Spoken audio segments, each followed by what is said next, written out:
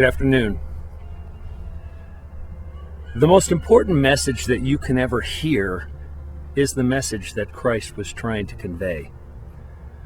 And that message has been so wholly distorted that it's almost impossible for you to find his message at any church and any country. Now, the reason for this is quite simple, is that in conveying the true message of Christ is relinquishing the power that people, the human being, seeks. They seek power. They seek you to look to them to enable you. Now, this is our core problem in this world, is that we fail to recognize the very message of Christ which is in us. And at every single turn and in every single word, he was trying to convey to you the kingdom that is within, the Christ that is within you, and that he was the example, that through him you would be able to find the example of who you are. And this is precisely why he would say that if they say he's over there or he's over there, to not believe them, don't go. It isn't him. Because he needs you to look inside. And there is evidence that Christ is in you. There is evidence that you are far more powerful than you can even comprehend in this 3D flesh world. But in your mind is every place, because it can contemplate every place. And there is evidence. There is an article and some research that is done by a Japanese researcher, and he was investigating water.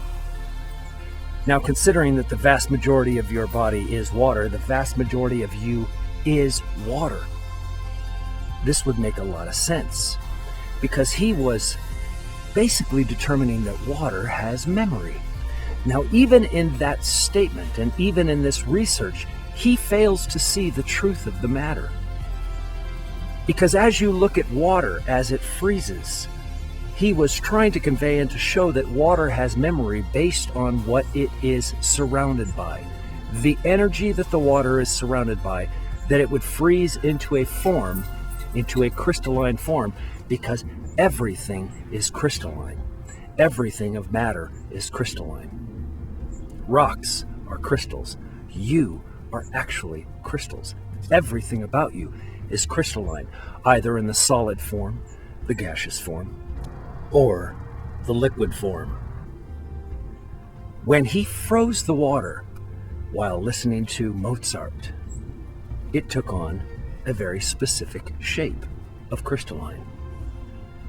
When he spoke of love, it took on a very specific shape of crystalline.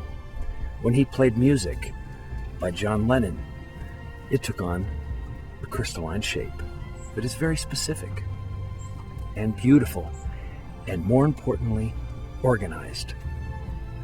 But when speaking hate and death and killing, it took on a very disorganized form, one that cannot be even named. So the very words that you speak, the very energy that you convey, transfers that energy to everything in this world. Everything. And that isn't because the water has memory. It's because there is power in your words. You don't know who you are.